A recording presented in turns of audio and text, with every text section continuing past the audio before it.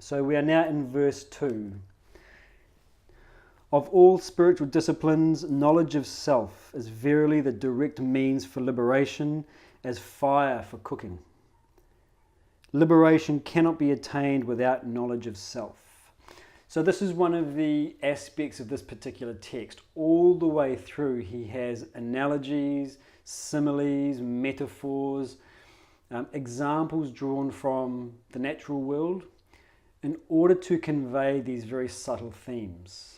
So the first analogy we come across is the one of cooking with fire. So he says, knowledge of self is the means for liberation, just as fire is for cooking. Generally, the theme that he's talking about here is the distinction between a cause versus a conducive environment, or what we might term as seed versus soil. So a conducive environment may be necessary in order for the cause to flourish into the effect, but the conducive environment itself is not the effect, or cannot produce the effect, I should say. So you think of this idea here that we've got here, seed versus soil. You take all of the things that are necessary for a plant. You have, say, some sort of dirt, you have some moisture, you have some oxygen, you have some whatever it is. 3 or 4 different aspects of a conducive environment. Even if those are perfect, it is impossible for us to get a plant out of that. In order for the plant to flourish, we need to have a seed. And so you may take out one or more of the different elements of the environment and still get the effect. Whereas without the seed, that is an impossibility. So what does this analogy talk about here? It's talking about cooking. So when you have a range of different food items, vegetables and tempeh and tofu and so on and so forth, none of these things can be cooked without heat, of course. You have all of these ancillary activities that go before that. The washing of it, the chopping of it, the putting it into a pan, etc. But none of these things actually creates cooked food. In order to create cooked food, you need the direct application of heat. So again, let's go back to the verse. Knowledge of self is the direct means for liberation. So remembering then that liberation is the goal that we are looking to achieve. This is the thing that we are searching for. No amount of preparation per se is going to bring about our liberation. So if you look through the commentary, he gives the different parallels for this particular analogy.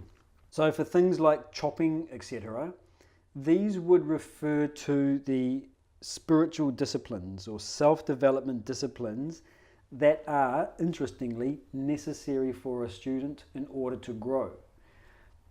This creates the conducive environment. So you may have a discipline of going to bed early so you have excellent sleep. You may have a discipline of waking up early so you can read a text. You may have sacrificial actions, you give your charity, and so on and so forth. All of these self-development practices that we discuss are conducive for gaining self-knowledge. The heat is the direct thing which actually transforms the food. Then knowledge is the direct means for liberation. So this becomes one of the ways that we should be looking at this particular study. All the way through there are these analogies, examples, metaphors and similes. Draw the parallels. Find what aspect of the example correlates to what aspect of the philosophical idea. The question is, how do we generate heat?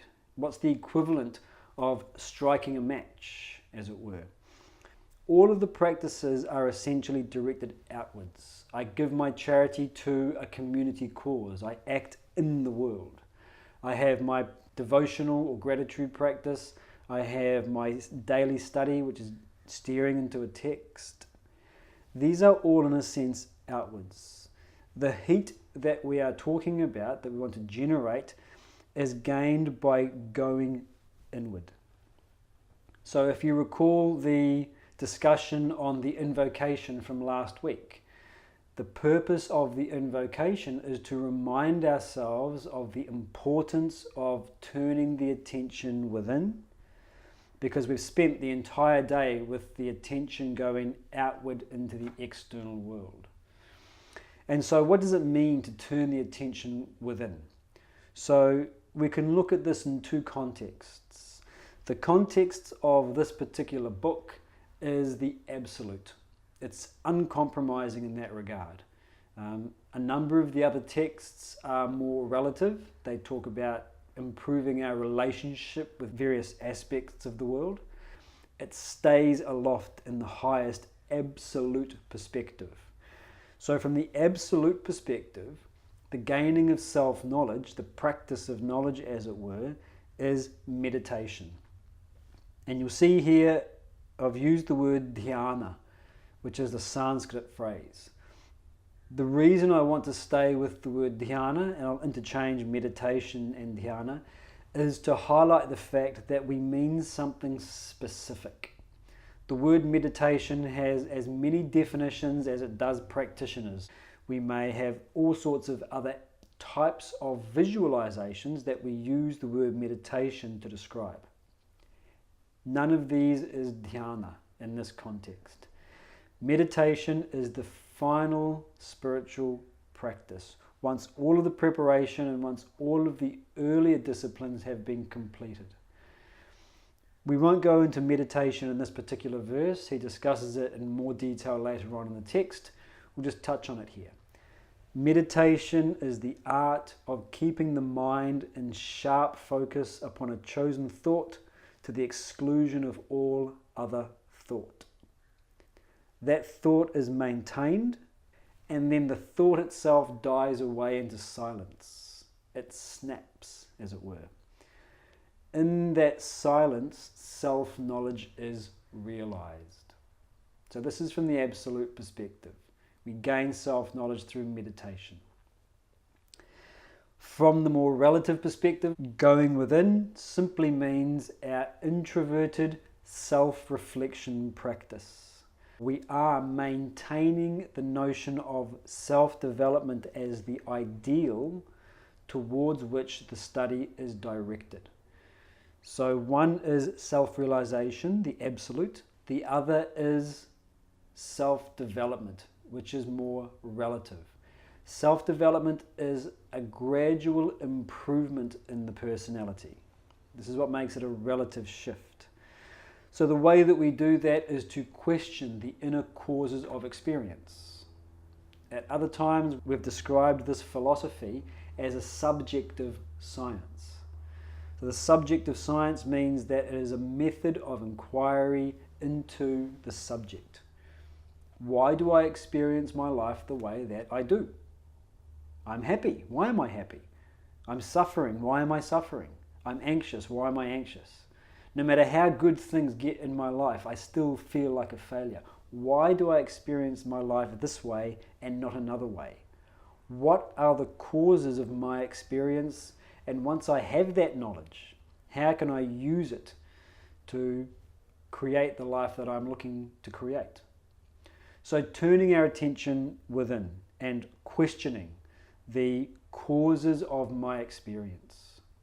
This is the relative understanding of going within.